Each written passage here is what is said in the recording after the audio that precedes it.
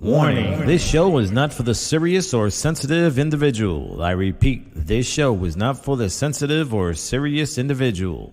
In other words, if you sensitive, do you a favor, definitely do me a favor, and get the fuck from around here, player. Yeah. There goes the neighbor. There goes the neighborhood. There goes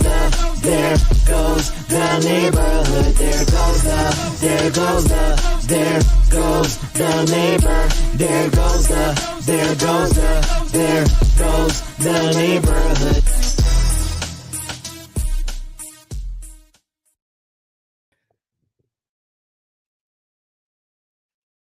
Yes, y'all. Welcome y'all to another episode of There Goes the Neighborhood. I am your host, Dom G. And y'all know how we do it over here in this neck of the woods. Peace and love, everybody. You know how we're going to start this day off by saying hello to a lot of people. Hello in the building. Got Mom Dukes. Got to give my mama lots of love. Love you, mama. I got the girl who stole my heart. Miss Dream Girl Cynthia in the building. Love you, baby. We got Alex in the building. What's up, Alex? Alva, what's up? Got my cousin Ricardo in the building. Miss Lady Energy in the building. Vera, what's up? We got Athena in the building. Toby Tobe, what it do? Freddie Fred, what's up? I see Ray, what's up? Michelle, what's up? Victor, what's up? Man, listen, So this week, not only am I posting to my Dom G page, I started posting also to the group page. The only thing with the group page is that it doesn't show the names when you guys have the comments on there. I don't know if you guys can see it on your end. Hopefully you can. But I do have another device. When you're on the cell phone, I can see the names. So if I miss some of you, my apologies. I'm going to try my best to make it work. But yeah, so I hope everybody knows it's been a great past few weeks. Hope you guys all had an amazing Easter. I had a great time, definitely busy last couple of weeks. Went to Vegas. I am starting a GoFundMe page for you guys to help me with all my expenses because I don't think I could afford my bills this month. Yeah, Vegas didn't do me too well. But more importantly, let me invite my girl, the one and only, who's backstage waiting to have this discussion, which you guys already know, the victim mindset of a narcissist. This is always a good conversation when we dig deep into the crates when it comes to this matter. But without further ado, ladies and gentlemen, let me bring out Miss Natalie Bryan to the building. Nat, what's up, Nat?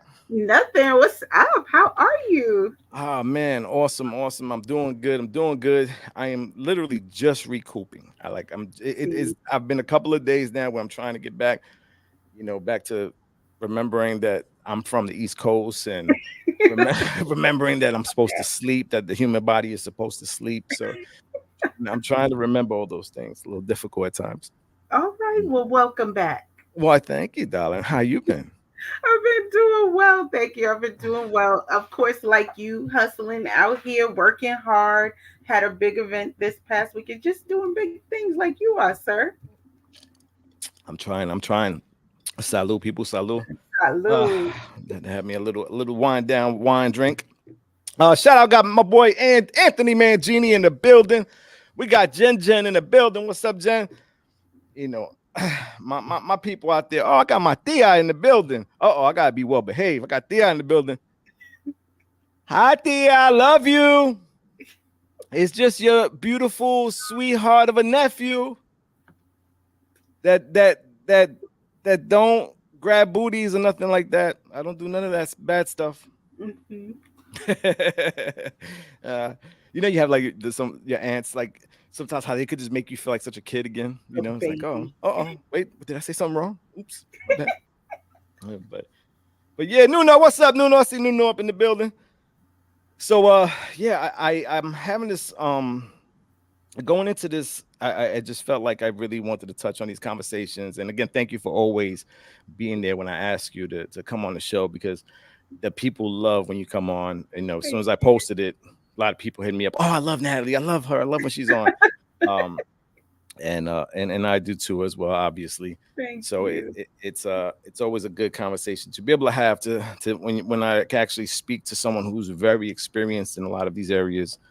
I just go off the experience that I have within myself and things that I work on studying, things of that nature. But a Absolutely. victim mindset of a narcissist, and I'm gonna start just by asking you. You're a therapist to many people. Yes. How do you approach if a couple comes to you and Mm-hmm. it's pretty obvious to you? Uh, Mm-hmm. and well, let me not jump the gun, but I'm assuming that sometimes it's very obvious that you can see the narcissist in a relationship. And when you see that and they come and approach you, how how do you take care of that? How do you react to that? Well, I mean, that's a difficult question because, therapy is very individual. However, and, we still, as we're working to help people work through their problems, we can't take away their autonomy. If someone feels that this is their person, there isn't anything that I can do to illuminate that this isn't the best person for you. The only thing I can do is help you to identify the things you desire to have in your life and the things you want to change about your life and help you on that journey. Yes, we can see some things when things aren't right sometimes ahead, but we can't say, oh, you should break up with him or her because they're bipolar or they're narcissist or they're crazy. But we do try to help people identify how the trait can impact the dynamic of their relationship. So you ain't never just blurt out, "Girl, leave that punk ass alone already." No, sir, we can't do that. We don't do that. Zena, No. what's up, Zena? Joanne, what's up?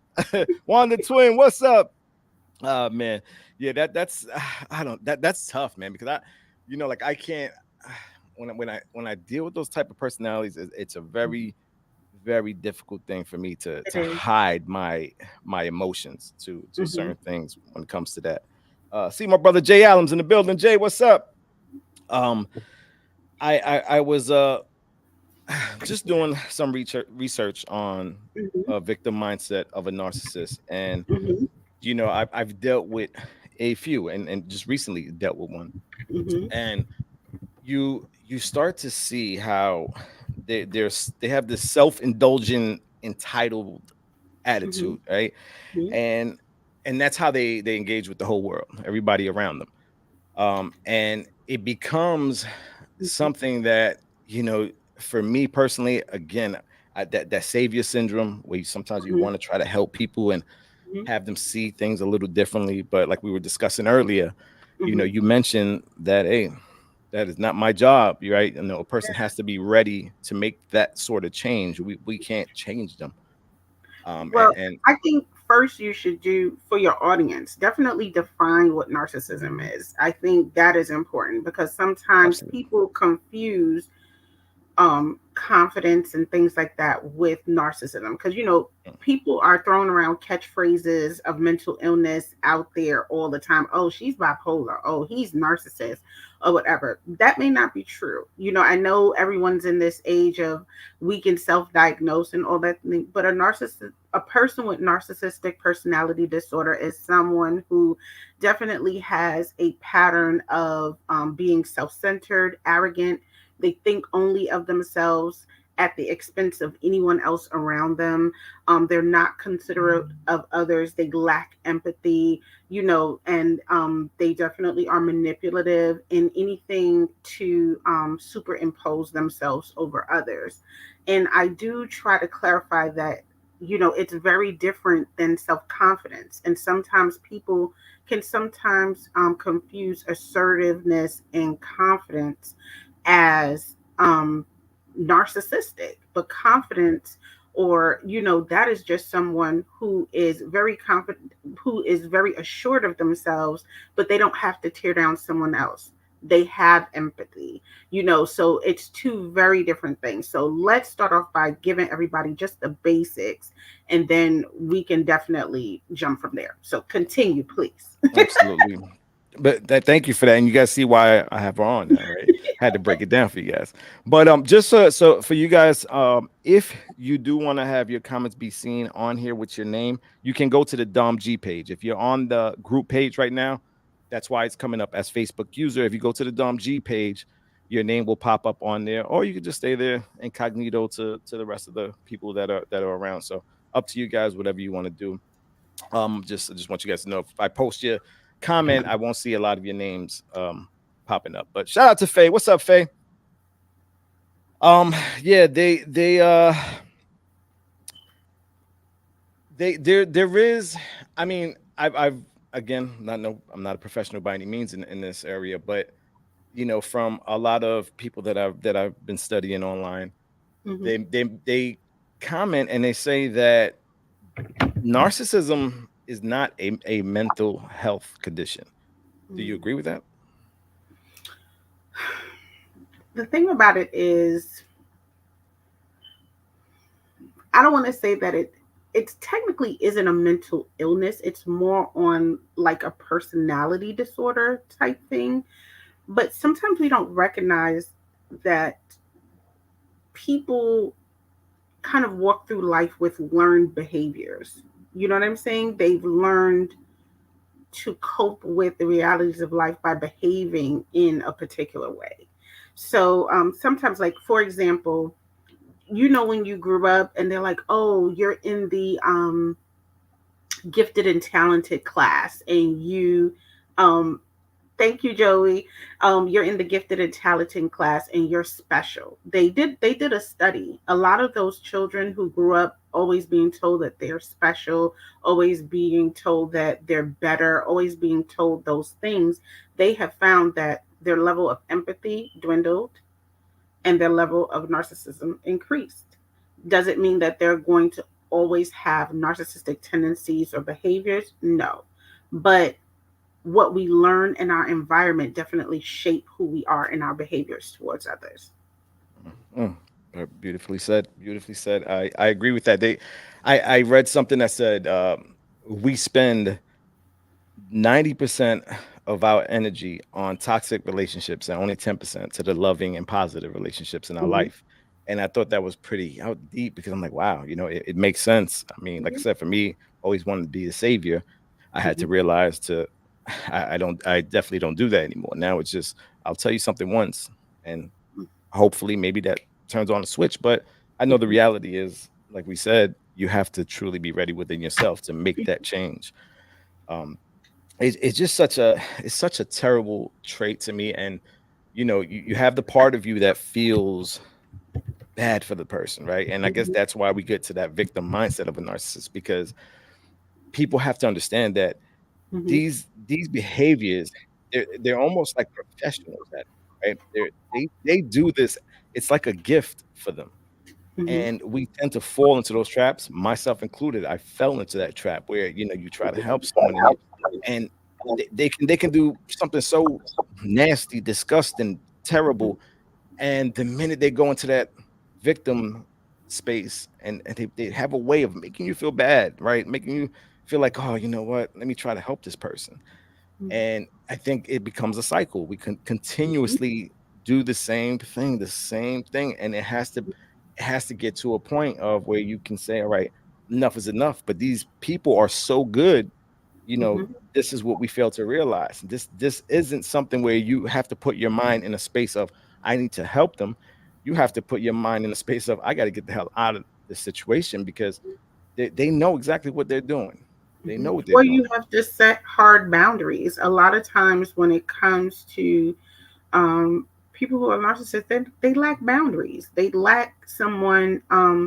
They always want to put on, of course, that kind of victim mentality. I'm better than you, and if you catch them in something, you definitely want to address them. If you address them, they're a victim, and you feel bad. And of course, it's a vicious cycle. However, if you set the boundaries and call them out on their crap, you'll recognize that they may not stay around you long. They're going to disappear and find someone else who's going to feed into that cycle, because they need that. They need the attention. They need people talking to them in a particular manner or feeding into the things that they need. Mm. Liz asks, so would you say that narcissistic tendencies stem from children experiences, the abundance or lack thereof? A combination of both. We have all ran into people who are very entitled because of how they were raised. And we have all ran into people who've had to kind of pull themselves up from the bootstrap and present themselves as something that they're not to get into certain rooms. So it could be a combination of both. It just depends on, for them, it's kind of all or nothing by any means necessary, where other people may have the conscience to be considerate of others and not at anyone else's expense. Put up this comment by Melissa. I think we all been there at some point. We have to learn when to say no. If you ever want to know who your real people are, tell them no. That will show you everything you need to know. And I agree 100% because I've had a lot of no's become almost the ending of friendships. Hmm. Um, hurts family members, everything, right? Because it's it's when everything is a yes, yes, I could do this, I can do that. It's beautiful. Things are beautiful. The minute you deny someone something, that's when you see who they Absolutely. truly become.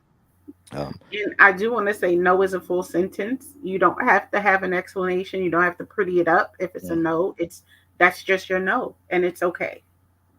yeah, hear that?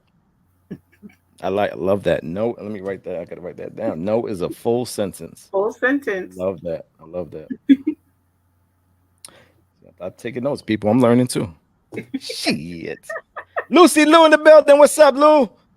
Venus, what's up? My man Joey P in the building. Zenya, what's up? Uh, Alex, setting boundaries will always reveal the truth, and it really does. Um, I think when they when you're dealing with a person that is so good at that craft of becoming a victim, Hmm. what what for you would be what are signs that a Hmm. person is going into that victim a narcissist is going into that victim mindset? If you start to see a lot of manipulative behaviors, blame shifting, I didn't do it, it's not my fault, it's her fault, a lack of personal responsibility, they don't want to own their stuff, um, always negative, like everything, there's nothing really positive, especially if they themselves are not personally involved in it, feeling, Oh, can you say that one more time? Because that right there is so spot on. yeah, Negative yeah. when they are not involved in it, When and they are and not involved, because they have to mm, be the person of importance. If they mhm, are not in the middle of that thing, they're not important. In Jamaica, my parents are Jamaican, and you know how you crack an egg and the yolk is in the middle?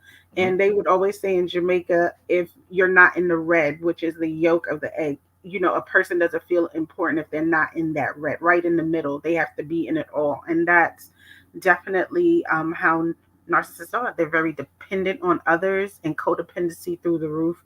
And they're always kind of persecuting others to make themselves feel better. mm. Like I said before, a lack of empathy in, anybody can be a victim. Anybody can get it, Yeah, basically. yeah. I feel also like a victim mentality. They feel like there aren't any options. Mhm. It's like they will tell that same story. No matter how many people you introduce them to, eventually that person's gonna hear their victim story, right? They're Yes. gonna talk about, oh, how my family wasn't there for me, or Mhm. no one gives me a break, or my bosses don't like me. They tell the same story to everyone because they just are programmed to be in that victim mindset. They they are comfortable there, right? It's a Absolutely. comfortability thing for them to stay in that space because that is what they understand, recognize, and know. Um, So something that I'm hoping that I'm explaining this as plain as I can. So please, if you guys need to ask me to repeat it, I will. So when in our brain, when we create a habit or we do something, we're like creating grooves and neural pathways in our mind. And when you do something over and over and over again for years and years and years, that groove and that pathway is pretty deep. That sometimes it just becomes the automatic message. And a lot of times people get caught up in that dysfunction. Mhm. They really do. And trying to get them out of that dysfunction is difficult because we as human beings are creatures of habit. Our go to is what feels good, what's comfortable. If what's comfortable is getting someone to say, "Oh, I can't believe that happened to you. Man, what can I do to help you? I can't, you're so talented. We can try to help you do this or do that." If that is the thing that gets your blood flowing, that gets, that whole feel good hormone pumping through your body every time you give that story, and that's the response, then that's what you're going to do. You're going to feed that animal. Mhm. Absolutely. That's the truth. You're gonna continue feeding.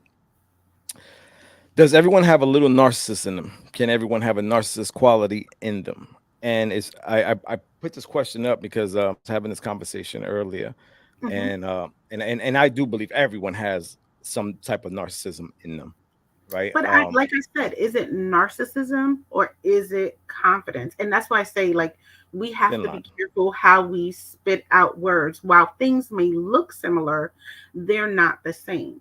A narcissist is going to be the op. They're going to be the one that's, they don't care about your downfall. They don't care who gets it, mom, dad, sister, auntie. As long as their need is met, as long, a person can be confident and recognize, like, hey, that person over there doesn't have as much as me. It doesn't make me look less to help them and give them, so it doesn't take anything away from me. It doesn't reduce my shine if I help that person, or I choose that I'm not going to do something negative to stand on their shoulders so I can be higher. So you can be confident. You can even have an air of confidence with a little bit of arrogance because you know what you bring to the table. But that doesn't mean you're I, willing to be at anybody's expense. That doesn't mean you lack empathy. That's a complete difference. I like to believe I have a ceiling of confidence without the arrogance. But Lie. but I love to play the arrogant role. Like I find it fun. It's so much fun. It's all about me. It's all about me. That's why I always tell Sin, when we go to the shows, I always say, most of these Mhm. people here, they're here to see me. They're not really here to see you. Yeah. So that's like our ongoing joke. Every time they come, people will line up, take pictures with her, and I'll be like, yeah, they just show me respect, so they don't come to take pictures with me because they know I like, to be on the down low, quiet, so Background. they respect me. So to get closer to me, they take a picture with her. So That's right. That's right. We know it's about you, friend. We know it's about you. yeah, man.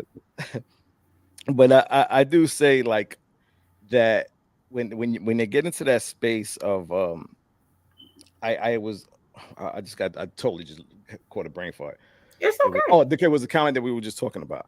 Hmm. So putting that up, I felt that everyone has a little in them. Hmm. But again, like you said, maybe it's probably not the proper term to use Hmm. for that. But I would say this: you Hmm. have a lot of people, which I say I put myself in the mix of. In the past, I know I've had narcissistic and behavior in the past, Hmm. right? And I was having a conversation with this doctor actually, and we were discussing this, and he said something very deep to me that kind of hit home, and he said, "Well, listen, this is the difference." He Hmm. felt as like I did. Everyone had a time in their life where they have narcissistic behavior. He Hmm. goes, the people with the strong minds Hmm. are the ones that grow to be Hmm. able to use those experiences to help change the narrative and show people what a narcissist is, what they Hmm. do, things like this. Where the weak-minded use those experiences to see what more they can get Absolutely. using that behavior. And I thought that made so much sense. 'Cause like I said, as a man myself, that I can definitely say I've had my share. Never extreme. I would never consider myself to be some bad guy, whatever. But again, being able to, it's not an easy thing to be honest with ourselves Yeah, when it comes to things like that. So many people have that difficulty of looking in the mirror and saying, damn, I've done some fucked up shit. I've done this that's absolutely. wrong. And when you start there, I think the windows just open up. That's where you get that fresh air. It starts coming in because now it's like, okay, I'm being honest. That's Mhm. step one. Step one is being honest with myself. And I think I really wanted for this show not only to be touching with the people that are with a narcissist. I'm sure there's plenty of people that are watching this that are narcissists, right? Mhm. And those are the people I would want to have understand that, you know, because you might know you have a lot of these qualities, Mhm. does not mean you can't change the narrative.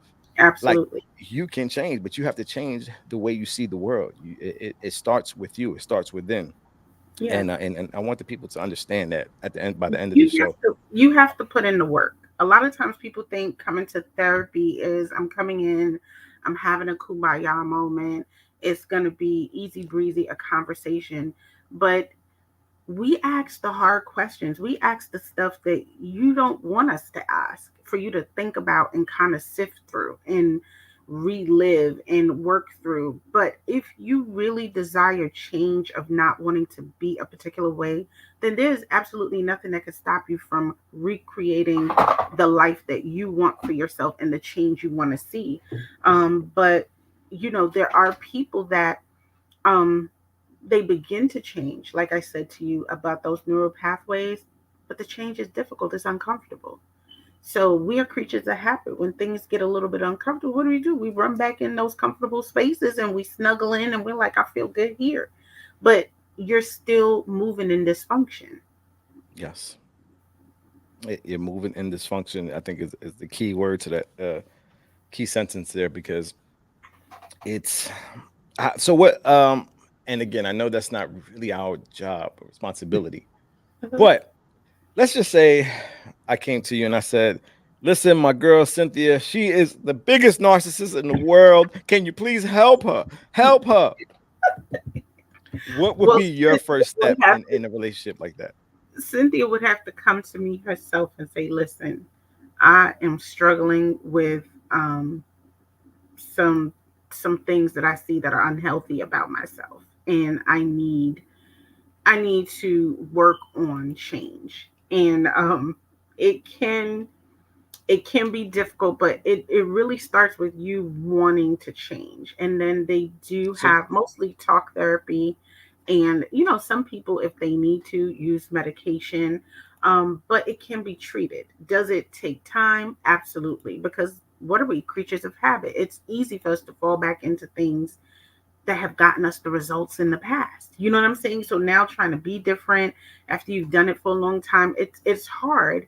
But if you actively want to see and be different, you're going to put in the work.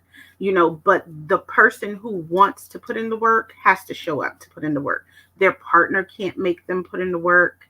They have to want to put in the work for themselves.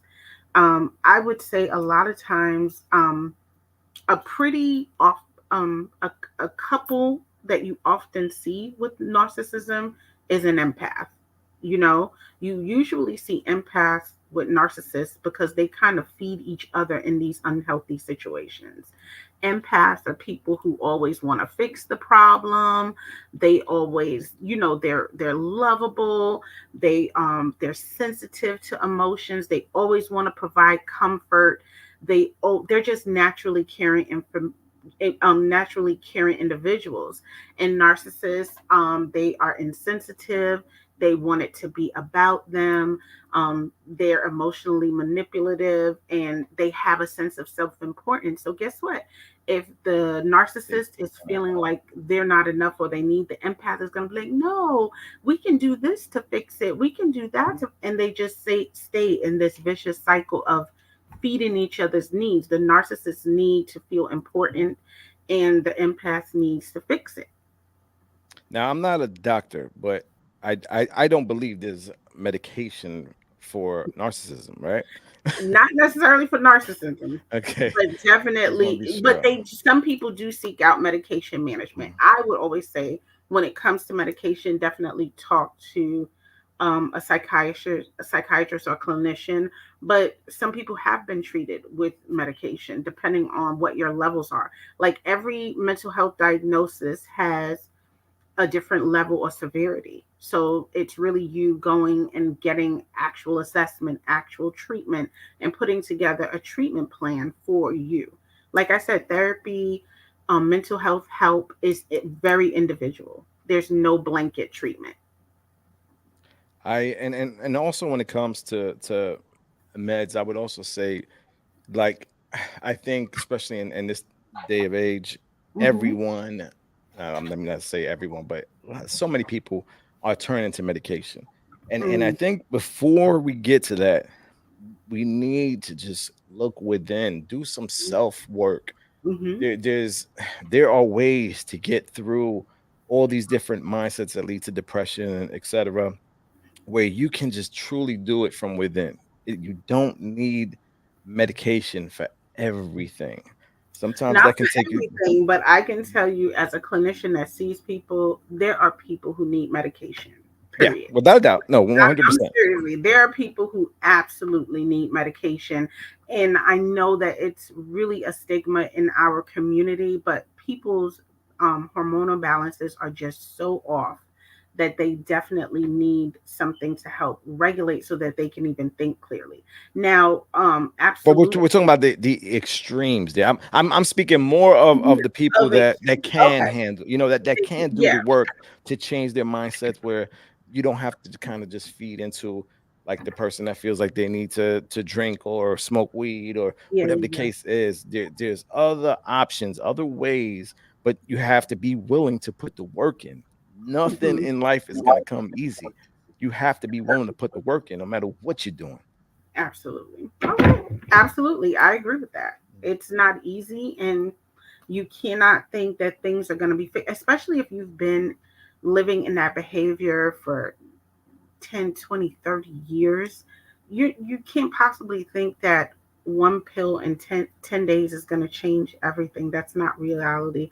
And just taking medicine without learning how to unlearn bad behavior and relearn better behavior is going to change your change your outlook or change your disposition.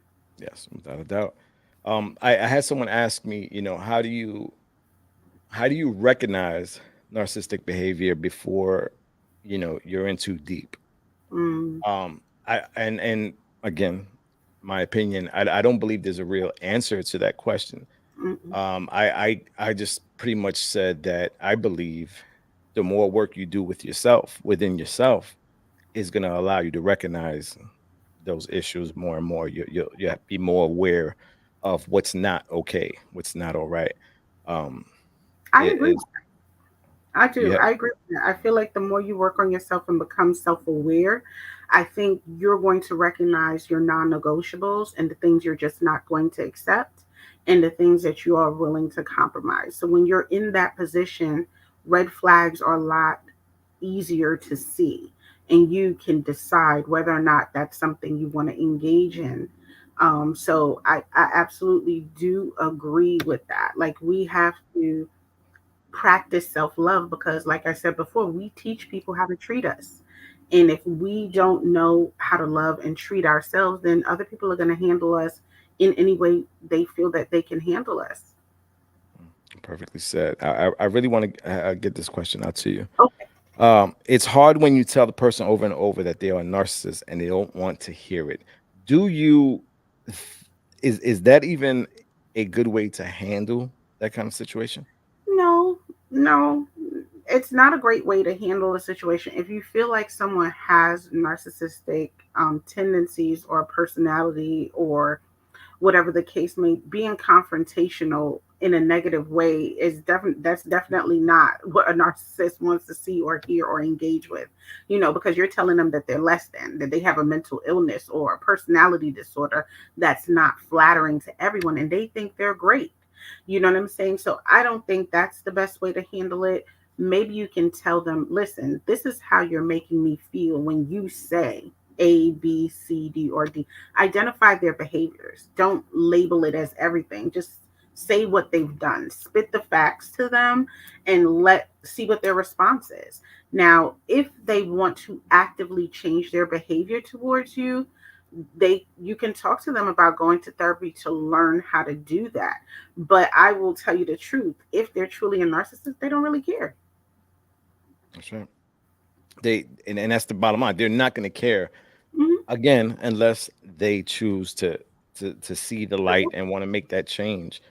And most narcissists don't. That's just the truth. I mean, again, I will have to say that my what I would tell somebody is run, get out of Mhm. the situation, because you know that's something that from what I'm researching, that I see that most narcissists don't change.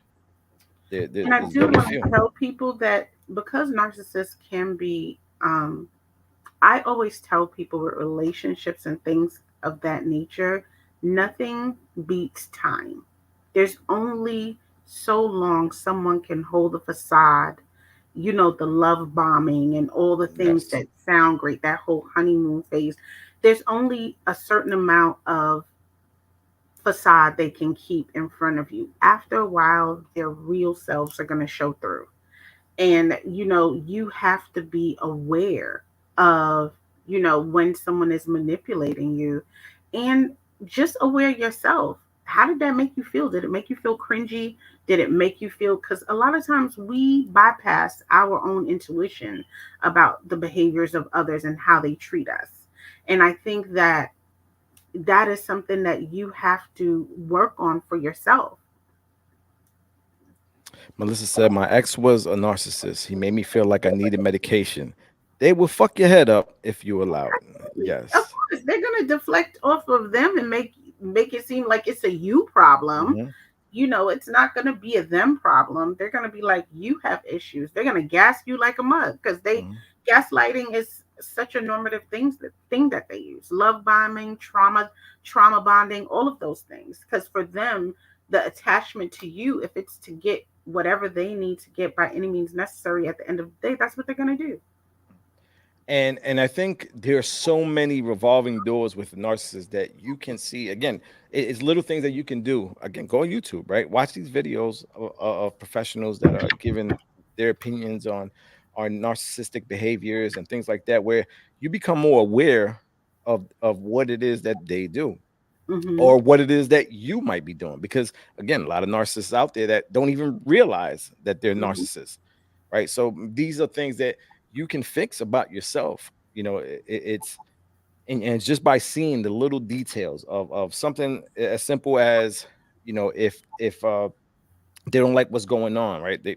If something they disagree with, they know they're wrong. What do Hmm. most of them do? Right away, they become the victim. They find a way to change it to, oh, well, now this is where they go into the, how my life has been, what I've been through. My, Hmm. I'm sorry, but I had to deal with this. My family wasn't there. This person did this to me. That person did that to me. The world hates me. Earth Hmm. spun too fast when I was born, so my brain don't work right. They give you every excuse in the book. Everything. Yeah. So it's a constant reminder. So these are the details that they all do. They all Mhm. do. The is the same pattern, same pattern. And I've called it out so many times. Like I said, I have recently had a situation like that, where I can pretty much tell someone, okay, this is the next move. What they're gonna do now is come with this. Oh, I'm sorry, I was just being too much, this, that, blah, blah, blah, blah, blah, blah. What happens a week later? That's exactly what they do. Mhm. It's you again, when you work on studying it and learning it, you're gonna see it. And now again, you see those patterns of behavior. Now it's up to you, because now you decide your fate, you decide your life. Is that the Yeah. person you want to be with? Hmm. That's on you. You know. I agree. But I do tell people all the time, like, I know today's mental health is a big deal for everybody right now. It is the it catchphrase for right now. So Yes. everyone's throwing around diagnoses, everyone's throwing around, you know what I'm saying, but they don't have a real idea of what diagnosing a narcissist looks like. So I tell people all the time, like, okay, yeah, he sounds grandiose, but I don't always say, okay, that's someone who's narcissist, because it comes with a plethora of different things and seeing their behavior with others that make helps to make that assessment. But now everyone just throws around, oh, she's a narcissist, oh, she's a narcissist. Because someone who actually practices self-love and self-compassion and has a strong self-esteem could be accused of being a narcissist because they don't accept crap and they're confident in themselves and their ability. And that's why I tell people, you should actually really think about what you say in regards to saying, let's just throw a blanket statement on them. You should know. And you're right, Melissa, they don't think they have a problem, and that's a part of the problem, and that's why it is hard to get them to even want treatment. Mm. What about this here? Part of them do care, but have self-esteem issues. Yep, they do have self-esteem issues. They are very insecure inwardly and outwardly, but they like to present as they are confident. Absolutely. Because I they think people can see, all of the little broken pieces in them. You know what I'm saying? I don't want you to see that. So I'm going to shine a mirror on something else so you can pay attention to that over there. I said, you know, I felt like with a narcissism, this is my own diagnosis as Dr. Dom. Dr. Dom. Okay. I think a lot, and you can agree or disagree with me on this, but I think a lot Mhm. of narcissists tend to s- continue the patterns of being a victim because we give them attention when they come with their stories. When they come to us and they start giving us the story of their issues and their problems and giving the reasons for why they do what they do, I think, as you know, most of the time a narcissist ends up with an empath, right? We tend to attract each other. And when you end up doing that, the empath obviously wants to kind of help the narcissist. And they recognize that with these stories, they get more attention. So Mhm. it feels good to them. It's almost, I guess, like maybe an adrenaline rush, right? It's what Mhm. they know how to do so well. So now Mhm. it's like, all right, I'm just gonna keep doing what I'm doing until I have to tell this story again, so I can get that feeling of comfort again and feeling Exactly. of and I think that's one of the biggest problems that we have with giving that kind of power to a narcissist. Mhm. Well, the Yeah. thing about it is you won't recognize that immediately, they get that euphoria off of that. They get that real good feel good hormone, and you don't recognize that. But people have patterns. And Mhm. once you recognize, like, oh, this is a pattern. This is not just, oh, I'm just sharing this part of me. This is a real pattern, because in every relationship dynamic, everyone doesn't need to know every single detail about every single thing for to gain empathy or sympathy or whatever, so you can have your means to an end. But a lot of times, sadly, that's what happens because they have such a victim mentality, and they always feel like they're in some part of unfair treatment at times when people try to call them out about their behavior. So, even right now, a lot of people are, you know, not just decentering relationships and significant others, they're decentering family members, narcissistic parents, siblings, because it's such an unhealthy circumstance to be around. Mm.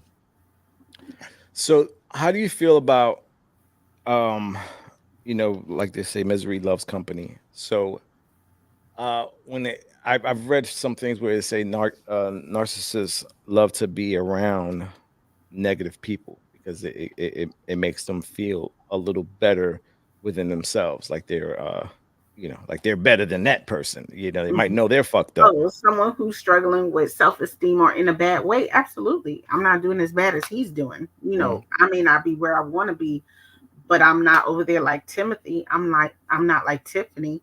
I have more going on for myself. So yeah, they'll use anyone's issues that makes them seem less as their stepping stone. step on their shoulders, step on their neck, step on their head to get to where they need to be, even if it's just to make themselves feel better. Like I said, by any means necessary. And it's absolute unfair treatment. But they feel like, hey, there's nothing wrong with me. And, if you love me, you love me. If you don't, you don't. And I think sometimes, a lot of women fall victim to that. Men, yes, have that Captain Save-A-Ho mentality, but women, I can fix him mentality.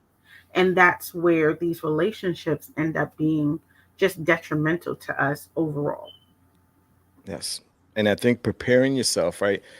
Again, when we speak about knowing, learning the steps of a narcissist, Hmm. because it is a cycle with them. And Hmm. Carol put on, it's sad when small children are involved as well. They don't just hurt the person, they hurt children. Children see and hear everything.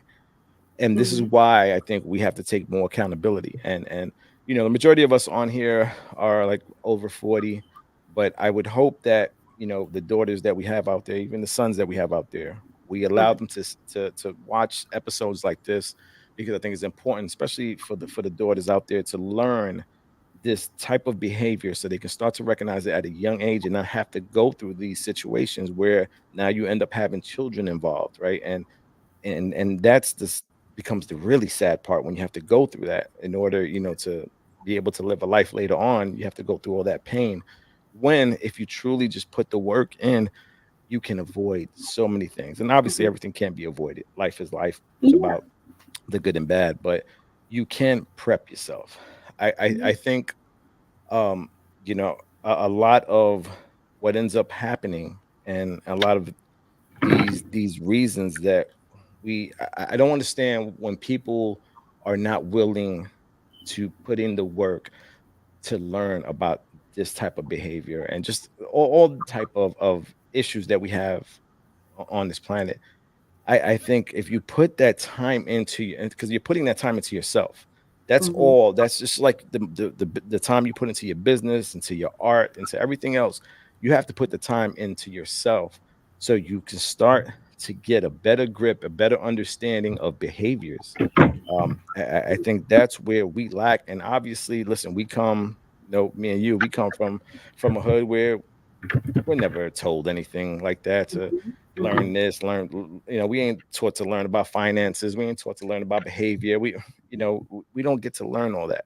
So, we're here, and some of us have that opportunity now to pass that down to our kids, to actually sit them down and show them, teach them.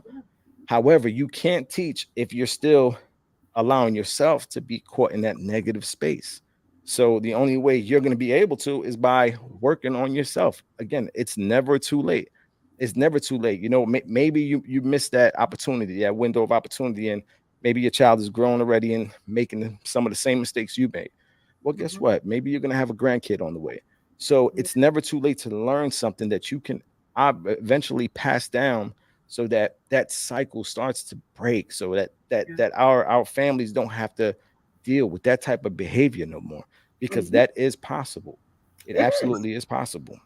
Absolutely. Absolutely. And um I don't know if anyone's ever heard of Dr. Joyce DeGruy. She wrote a book on the post traumatic slave syndrome.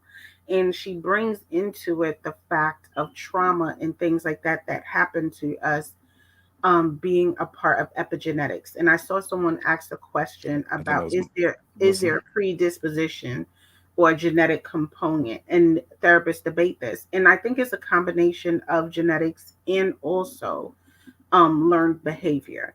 And the reason why I believe in epigenetics, I've seen where they have shown that trauma is passed generation through generation. Remember, a woman is born with all of her eggs. You know what I'm saying? So grandma had all of her eggs. Her daughter had all of her eggs. Whom the baby has all of her eggs that she's going to have. Those experiences lived and behavior and learned are passed down generationally. They've shown it cellularly. So I do believe there's a genetic component, because there are people who mental illness hop from family member to family member, genetically. So I do believe that it's kind of a combination of both that personality disorder and also learned behavior. Because if you have a mother or a father who deals with um, issues in regards to narcissism and how they engage others and how they get their needs and wants met, and it worked for them, guess what the child is going to do? If the child saw that that's how mom and dad coped with stress, dealt with getting their needs met to get food put on the table, that's how people listened to them and had them have that feel good hormone release, that's what they saw as the thing to get their absolute need met, then they're gonna repeat that behavior. Yeah, it is. It gets passed down, and that goes back to the victim mentality as well. What are you going to choose to be? Are you going to choose to be that victim that continues to blame everything in your life, your past, your parents? Are you going to choose that route and just continue to pass blame, or are you going to say, "All right, enough is enough. I understand what's happened in the past." If there's one thing that I've worked hard to understand is why things happen. And for me, when I speak on the things of my past of my life, like I have an amazing mom and dad that I was blessed to have. And one of the things that they always have for regret was that they ended up raising us in the projects, where gunshots every night and shootouts every and I don't this, like I'm not exaggerating, shootouts every day. And so that's something where, like, oh, I feel so bad. I don't know how we raised you guys there. We should have did better. And I'm like, no, no, you shouldn't have.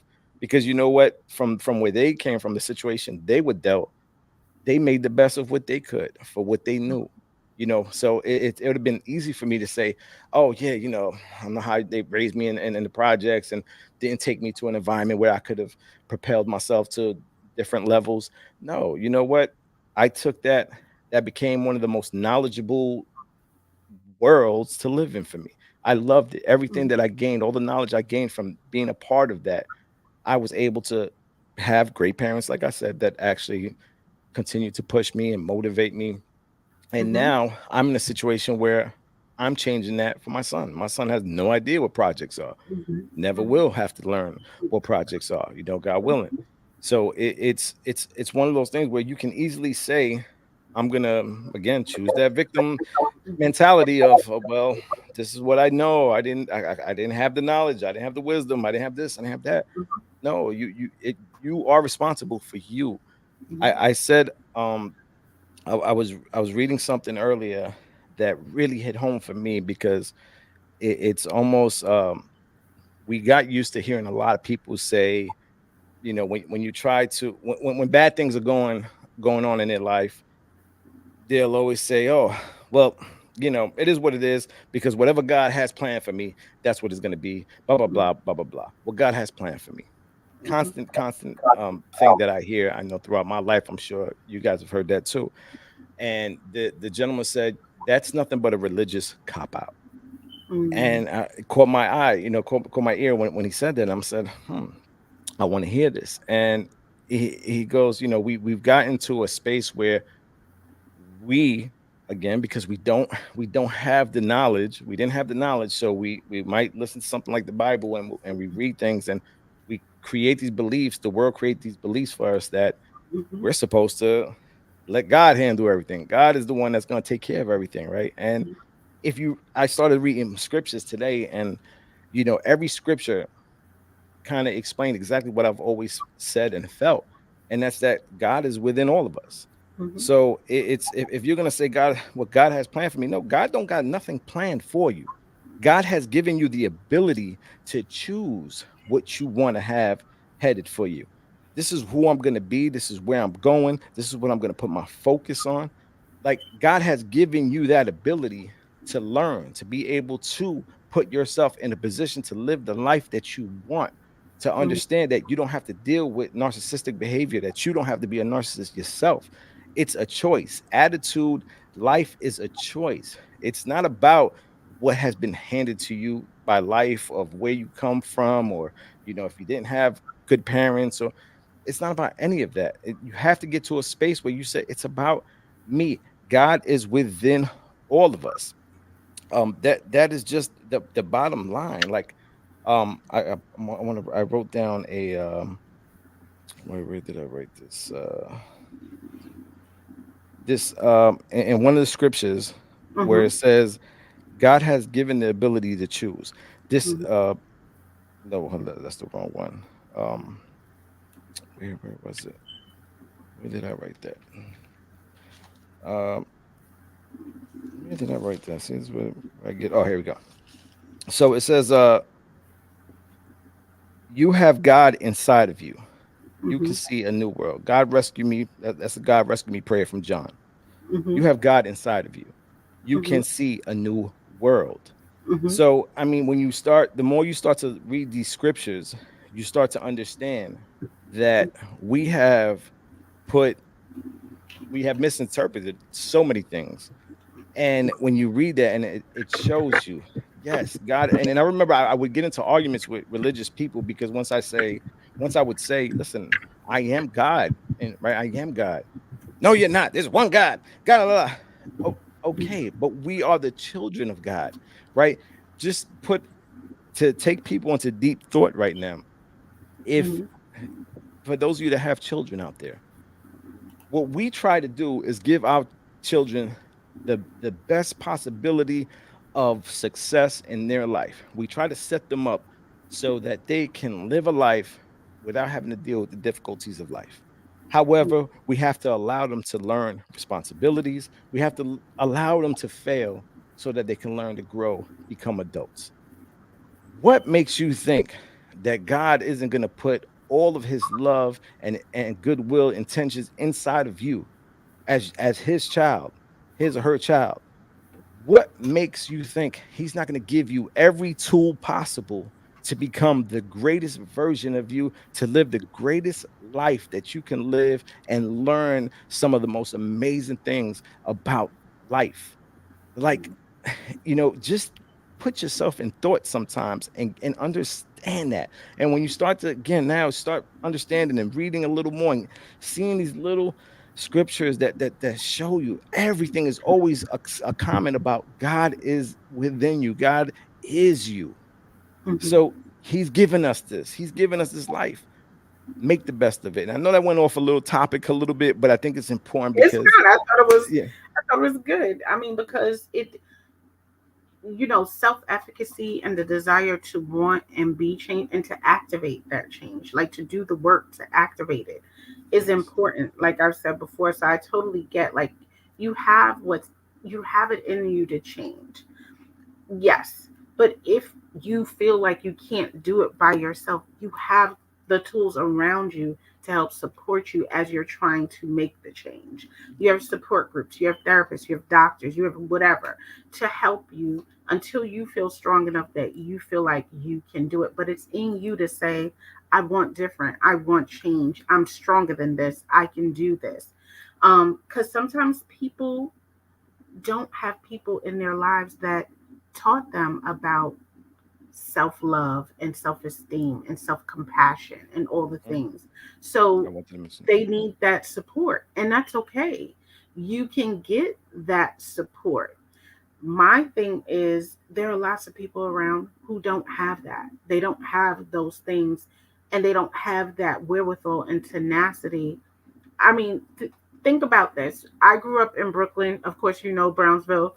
Bro, Right. bro, We bro. took the we took the train, the subway, and stuff like that. And then I moved to Long Island, where those kids didn't take subways; they drove to school. I'm looking like, you guys drive to school? Like, the school is up the block. Like, we walk to school, But different lived experiences, the things we had to think about. I remember when I first moved to Long Island, everybody would be like, "Oh my God, why is your face made up all the time? Like, you look angry all the time." And I remember that was a defense mechanism because we had to get on a train, we had to take the bus to school, we had to stand there. So we had to protect ourselves. We were always in a defensive posture and trying to make sure we made it to school safe and made it back home safe. So Yep. that environment had me present in a way that wasn't who Natalie was on the inside, but who Natalie is going to present to the world. Like, you're not going to hurt, harm me, or touch me or something. That's what they got. When I got to that school where that wasn't necessary, they were looking at me like, well, what's wrong with you? Like, what's going on? Like, why are you Yep. acting like this? And I'm like, oh, well, I didn't even realize I was doing it anymore. But that's how innate that became a part of me. And so we have to recognize that our environment, like I said, impacts us. What's modeled in front of us impacts us. And sometimes unlearning those learned behaviors, the things that are taught verbally and the things that are not even said, is going to take time to work through and for us to be able to change. Now, I'm not going to lie, with a narcissist, this isn't going to be an easy task. A lot of narcissists say, they're reformed. They don't know if they're fully healed because For four just days. like with alcoholism, yeah, but just like alcoholism, a lot of alcoholics think, yeah, I haven't drank in 30 years. One drink and they're down, they're down. You Hmm. know, so we have to be mindful of our behaviors and our environment and the things that help us to stay in a place of learned helplessness. And I think that's where a lot of narcissists get stuck. They've learned how to be helpless. I agree 100%. But to touch on that, I definitely do. I want to mention the fact, how you and Melissa just put the comment up that said that, I was raised with love, right, and Mhm, I was gifted at 100%. Something mhm, that, which is why I sit every day and I say to myself, anytime I put a comment, a quote up that said, "It's okay to have a bad moment. It's not okay to have a bad day." mhm, And it's a mindset, like, you had some people that commented, "Oh no, it's okay to have a bad day. You can have a bad day." And yes, of course you can have a bad day. However, it's a state of mind. It's the mhm, way you want to start to prepare mentally. Because if something goes terribly wrong for me right now, mhm, I don't want it to bother me all day. You know what? Let allow that to, let me go through whatever emotions I have to go through, feelings I have to go through. But the key part of it is to be able to find that space to get back to a healthy state of mind and not allow that to just ruin my full day. yeah, So there was that part. mhm, And when you have someone, I mean, I have family, I have friends that were raised with no love. mhm, No love. However, they created families for themselves. They are amazing parents, mhm, showing tremendous love. So I don't want people to get, I think sometimes you become you almost train yourself to be a victim mhm, because you want to say to yourself, all right, well, I didn't have this, I didn't have that.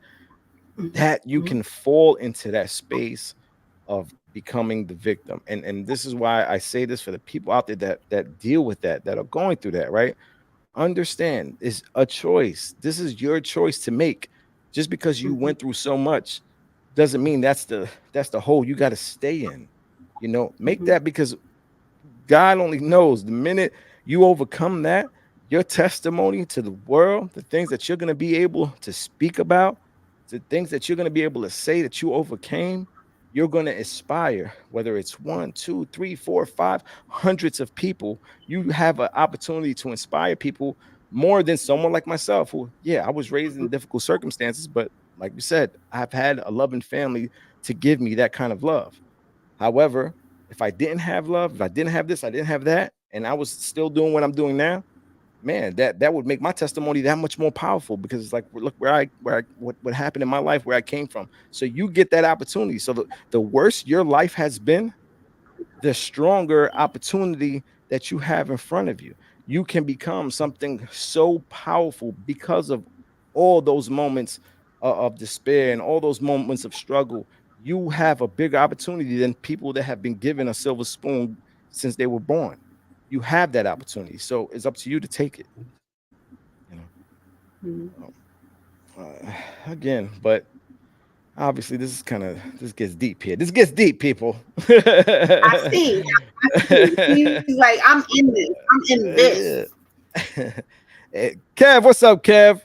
Part of the dream team right here. That's our official videographer. Videographer? How do you is that how you pronounce it? Because I felt very illiterate just now. Videographer? Is that how you pronounce the word? Is that even a word? Videographer. Videographer. There it Videographer. goes. I knew I was saying something wrong. uh, if it won't matter in 5 years, don't let it bother you for 5 minutes. Listen, and it's that again, it's a mindset. Is that realistic? Probably not. However, Probably. it's a mindset, right? Yeah. It's just the mindset of training yourself to say, why allow this to bother you for a long period of time? I mean, people that know me, they know how I am. I could get mad Mhm. right now in 5 minutes. I'm over it. I'm smiling, I'm joking. I'm like, because I don't allow myself to dwell in that space. But yeah, I don't want to get too far off the narcissistic Man, topic, even though you were preaching, friend. You were preaching. You had your soapbox. I was here support. I was in the background just singing No, hallelujah in my head. I, I appreciate it. I appreciate it. You know, because again, like I told you before we came on air, you know, I think we're always having these conversations to help the person that's with the narcissist.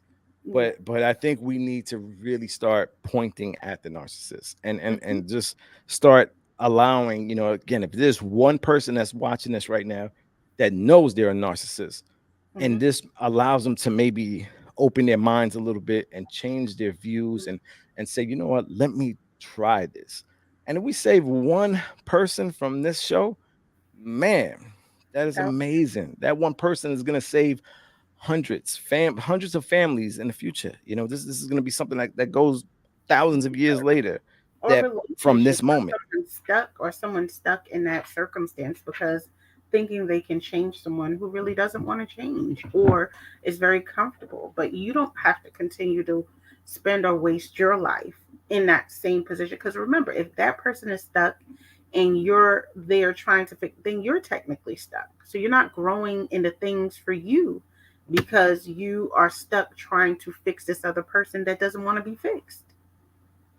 And but then all right, so what would you for there's probably some people in here right now that's dealing with a narcissist, and they're in that medium of, do I leave or do I stay in hope that they're going to change? What would be your immediate advice to that person? Do you love yourself? Mm, And if you do, what does that love look like? And if that love doesn't look like anything that that person has shown you in all that time, then there shouldn't be it shouldn't be a hard decision of whether to stay or go. You recognize that this isn't the person for you. mm. You know, Super. I heard this girl on TikTok say she had some kind of date and it was very cute. But she had a valid point. Right? She had some kind of date. She knew it wasn't going to be a forever thing, but they went out and the guy said jokingly to her, like, okay, so how are the other dates going? Like, who am I competing with or whatever? And the girl said to him, you're not competing with anyone else. You're competing with me. You're competing with my peace of mind. You're competing with my happiness. You're competing with my time, my joy. You're competing with me. And I think a lot of times we forget that when people come into our lives, they should be an addition. They should be enhancing. They shouldn't be breaking you down and tearing you up and breaking away. They should be building and enhancing and not taking away from you.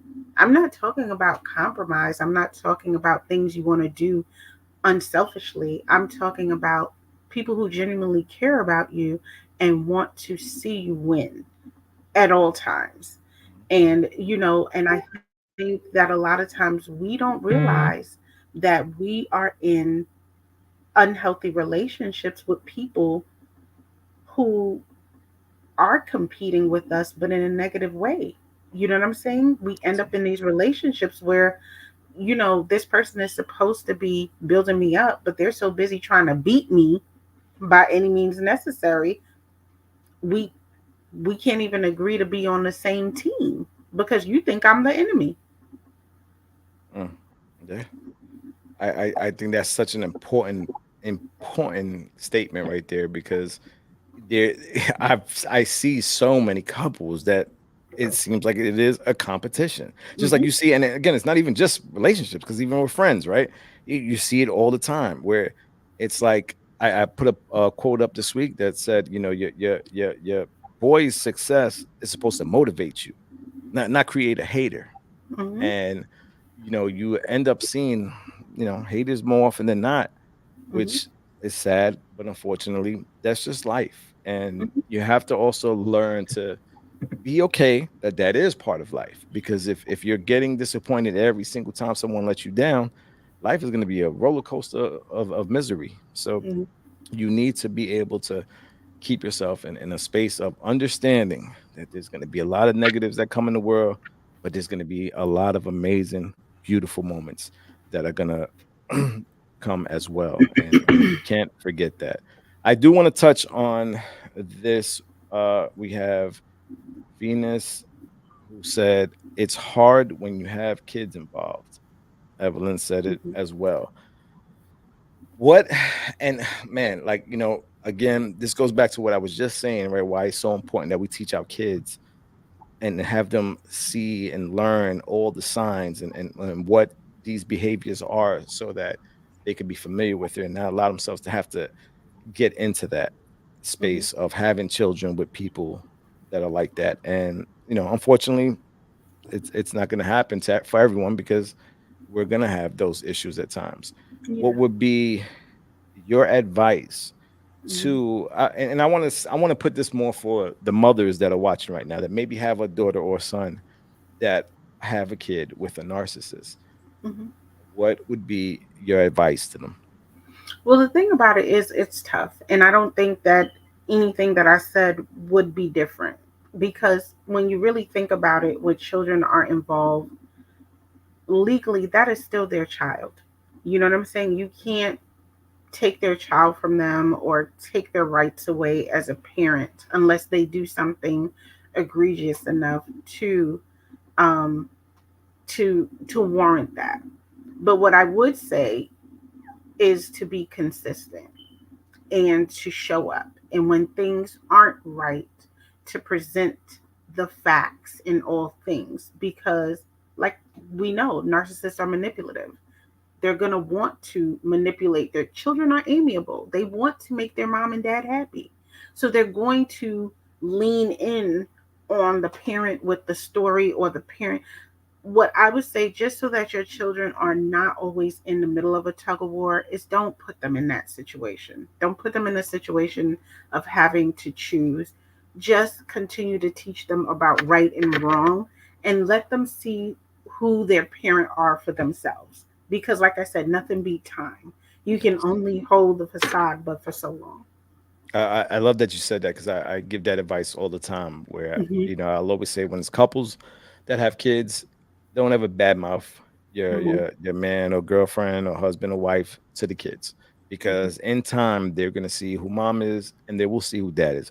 You don't Hmm. have to reiterate that and try to push that on them for them to see. And I think that happens so often, because the parents end up using the kids as a tool, and that's a sad part. But when you get into that situation and you're with a narcissist and you have kids, again, I always say it starts with you.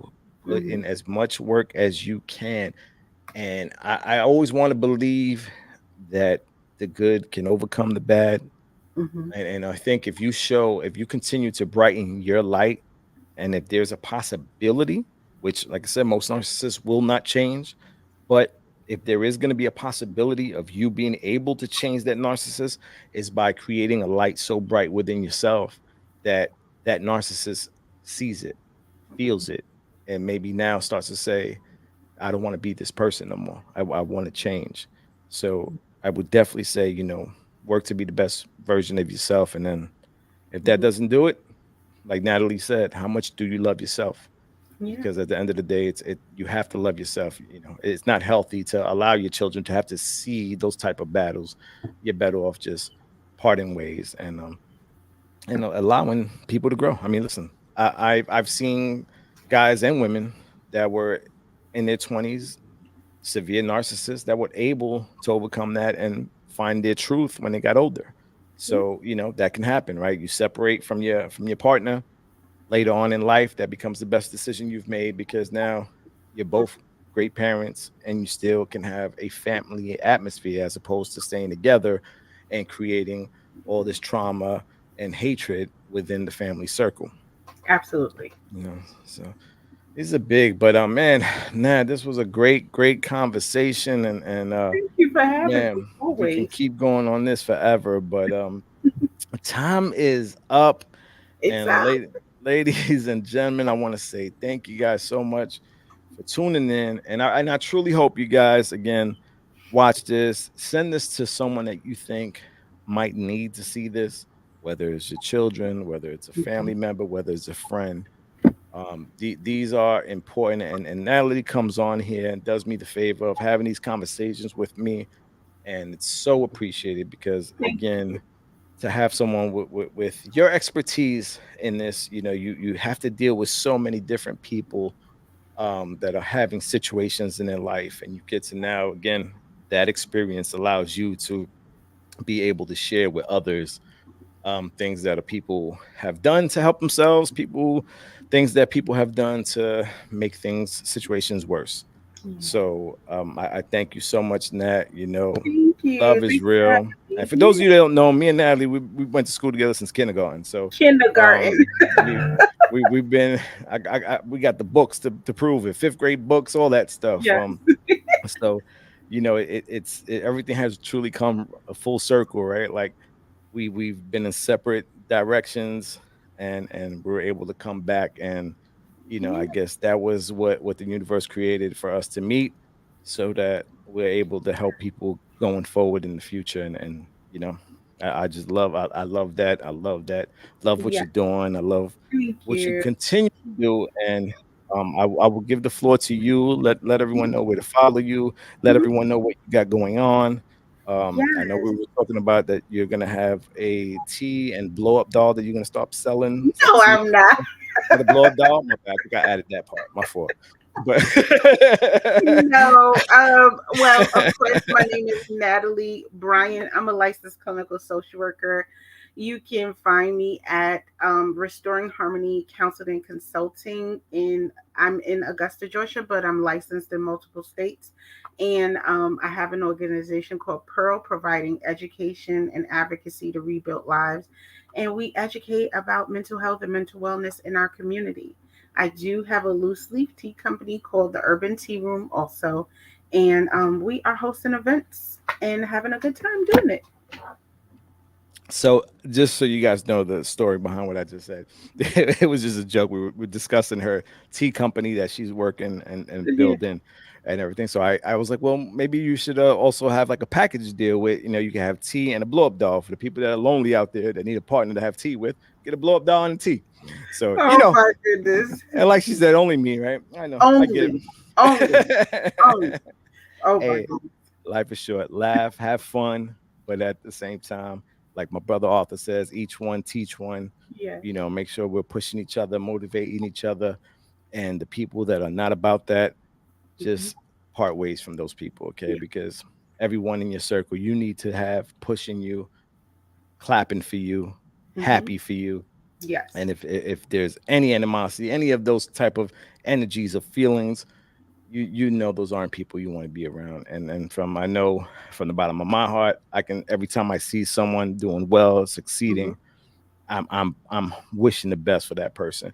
Whether Absolutely. I've known them all my life or I've just met them, I want to see people succeed, man. And if and just again for those people that struggle with that, because I know there's a lot of people out there that struggle with seeing others succeed, and maybe they're stuck in a space and that creates a little bit of animosity.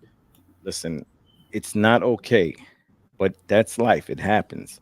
So there is a way to get out of that, right? There's a way to get out of that energy. But again, attitude is a choice. It's your choice. So with that said, man, again, thank you guys, everybody. Quick couple of shots before we go. I see D Marie in the building. What's up? My girl C Bank, what's up? She came out to Vegas to surprise me. I appreciate you and Charlie. Thank you so much. Brenda K Star came out. It was a hell of a time.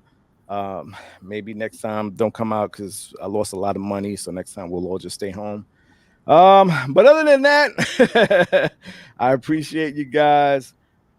Next week, I don't know, Nat, you know who I'm having on next week? I don't know if you do you remember back in the days growing up in Brownsville, there was flavor videos, Bobby Yeah. Simmons.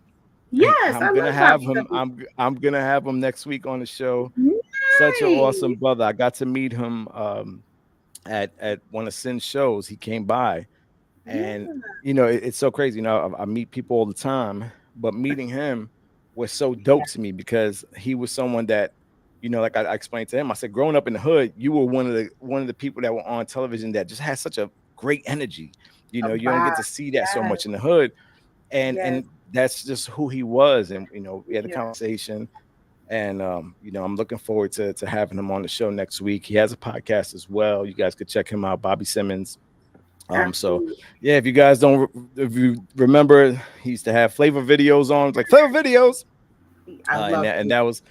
that was he also had the Stetasonics. Yes, I Um, will be watching. I will be yes. watching. So we're gonna have a good conversation. And next week's topic is gonna be about ending adult friendships.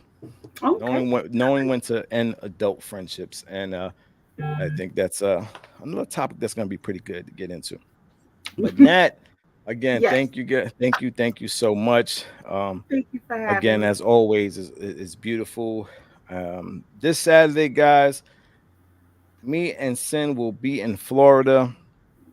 So if you guys are in Florida and want to come see the Dream Girl Cynthia perform, get your tickets.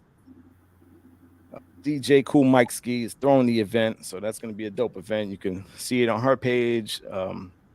And like I said, get your tickets now. Enjoy. I'll see you there if you're going to come through. If not, I'm sure I'll see you guys sooner than later. Nat, again, thank you so much. Ladies and gentlemen, it's been awesome. But with that said, it's time to go. Yeah. Peace. There goes the neighbor. There goes the neighborhood.